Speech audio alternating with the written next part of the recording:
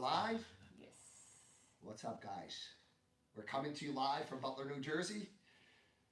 So, guys, I got this sweet jacket from VoodooBrothers.com, made out of gi material, so it's called a hood gi, for obvious reasons. I like it so much, I might actually do this NoGi session with it on. What I particularly like is this lining. Look at this, huh? I was asking Aaliyah and PJ whether I could take this out to a nightclub or something. Well, I just might. Yeah. You did not know this about me, right?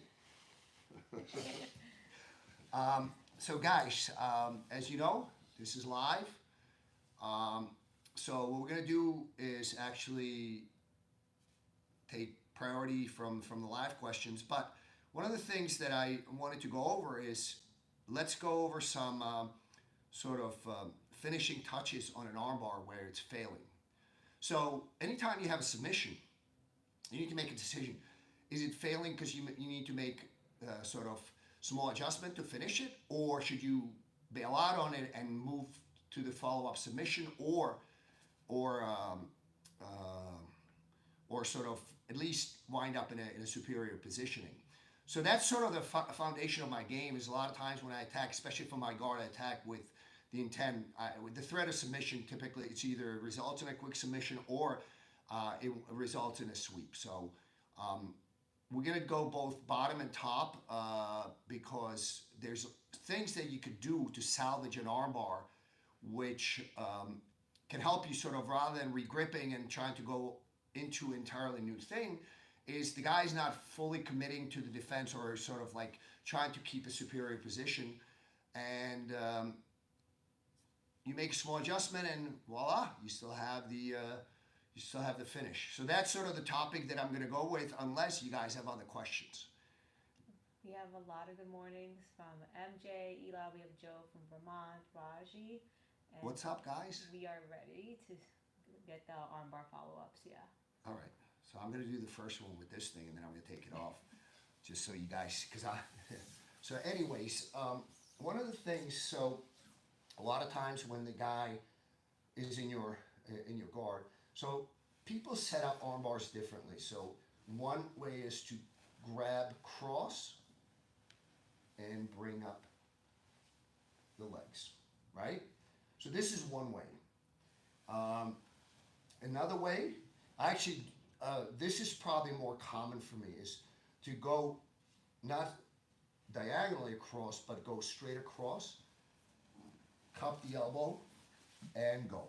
So from here, if the guy starts to stack me, this is actually good. I'll unweave my right arm. I'm going to go to the far side leg, and I start to invert. I control this leg because I don't want him north-south on me. And that's sort of the first sort of counter. This is very important. There's a couple of important pieces. Gosh, check this out, huh? Anyways, there's a couple of things you need to keep in mind. And I tried to mention that as I'm doing it. You need to make sure that you reach cross to the far side leg. Okay? That's one. And continue to invert. You don't stop when the guy is north-south on you, because that's his best chance to defend. Because at that point, he controls your hips a little bit. So let's look at it again. So again, guys, these principles apply whether... So if I'm going this way, right, and PJ starts to stack me, I'm going to take my right hand and pivot. I C-grip his right leg at the ankle, and I continue to invert and make sure that I wind up next to him, and then I start to arch into him. If I pause where PJ is north-south, this is his best chance, because if he can compress my hips and pull his elbow just enough, now he's free. Now I have to run. So you need to make sure you continue going until you come out on the other side. By the way, this principle is the same however you set up the armbar, whether it's diagonal cross grip or straight across grip. I'm going to do it again. And guys, again, if you have questions, start asking. So I usually use, rather than this grip, in the gi, this might be a little bit more effective because it's a little bit harder for the guy to escape. No-gi, it becomes a little bit more difficult. I usually just cup across, and then I go. I'm looking to break his posture, right? Again, I'm trying to, if I do this, it's easier for him to stack me. When I bring my feet down, this is a little bit more difficult. So I want to make sure I make it difficult enough for him. If he steps up with his right leg, I'm going to invert. You could see that I almost got stuck. If you get stuck under his leg, just lift up your head. All right, just keep at it. Don't just bail out in the middle of the move. So let me try to do it where so I get stuck a little bit. We're gonna go over what happens if you cannot invert. Okay, so again, I bring my leg over, and I go ahead, start to stack me. So yeah, bring your hips a little. So look. So is he blocking my head? I just lift it and continue and point your toes in that direction.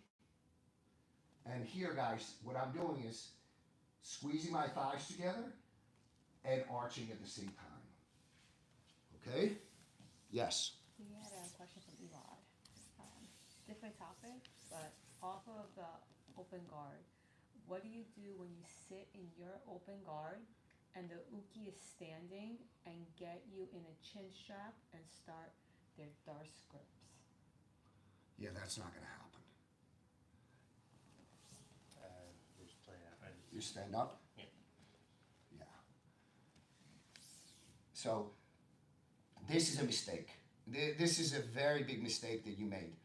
In order for him to be able to, he needs to kind of almost dive forward. This is, yeah, if you go in here, you're already too close. You're violating that big, if you guys refresh your memory going back to sort of the open guard attacks / blueprint,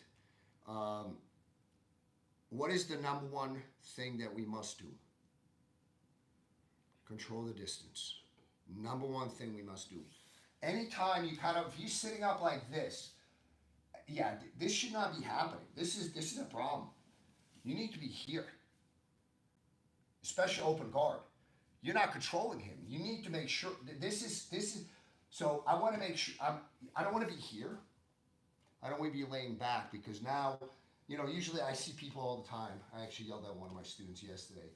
They're just playing the legs, and then as soon as the guy just shoves them through, the guard pass happens, right? So,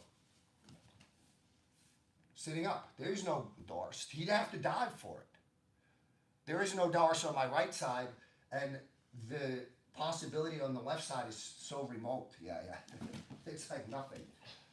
So you need to control the distance. When you're sitting up, don't sit up like this. I want to be sort of vertical to the ground, maybe a little bit leaning back. I usually am sort of biased towards one side. You cannot sit up like this where you kind of, and reach, yeah.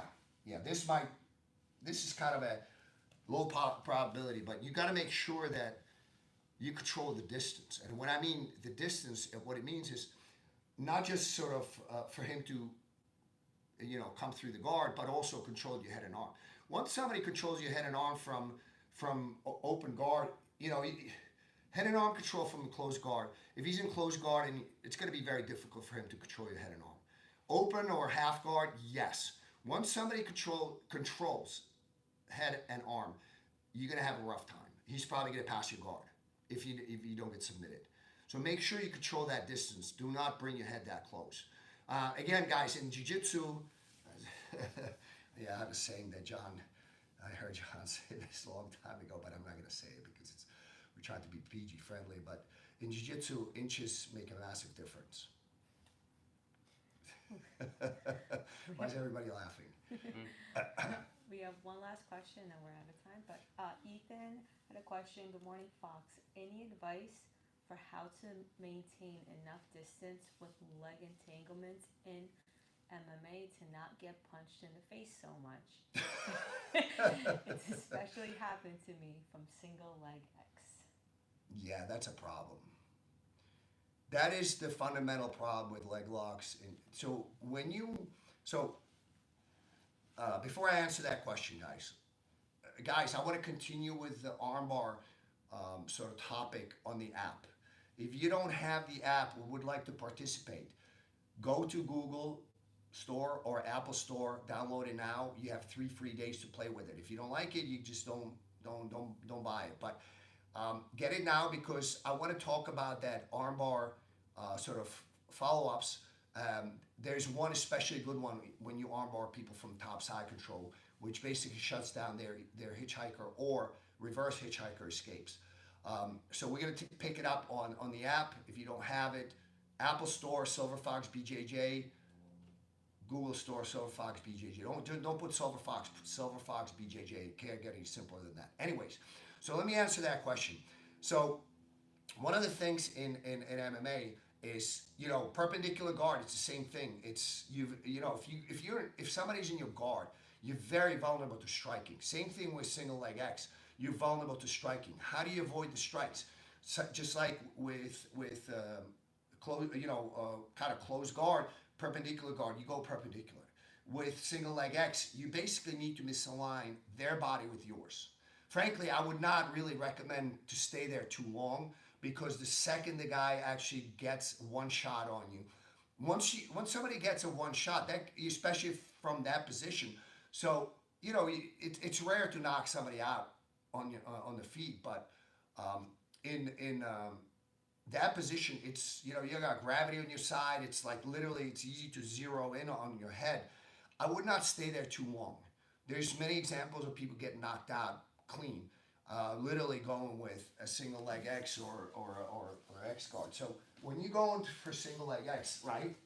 You want to make sure you turn him away. So you want to have the misalignment.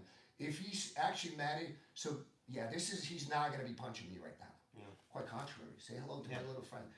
Now, notice that you can have this foot floating, to off balance, to push forward. So this is kind of where you make the adjustments to keep him off you. So right now, now he can punch you. So that's a problem. So you need to switch your foot to the far side and push away. Now he can no longer punch you. If he manages to strip that leg off, immediately off balance, immediately. You don't want to be there. You don't want to, this is not a position that I would advocate as a stable. So when my guys fight MMA, and for some, there's occasionally they will wind up on the bottom, and if the guy's in close guard, one of the things I'm screaming: perpendicular guard, swim, no damage. Perpendicular guard, swim, no damage. Again, so let's say PJ took me down. I control his posture. This is going to be very difficult for him to if I'm this way, stand up, they can't see me. So he took me down. If I'm here, start to punch, this is going to be hard for him to even if I do not get the submission, this is harder for him to punch than straight here. So a lot of times I will immediately,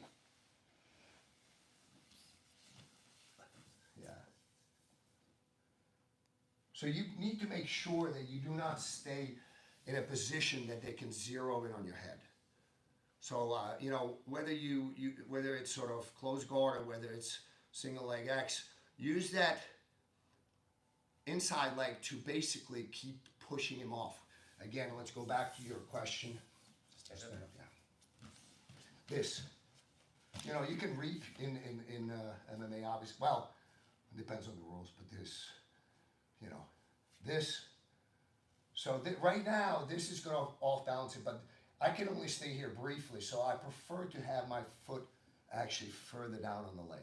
So keep pushing, push, and adjust your body. So don't just kind of sit here like this. Move your head away. So if you can't move him, so if you get kind of stuck here, he's not moving, you can always adjust your head. All right, so Yeah, again, this is not a sustainable position. Try to stay away for more than a split second. If you, again, if you wind up there but don't play that. Then you will have a very short MMA career. And we're out of time, guys. I will see you either on the app side or I will see you next week.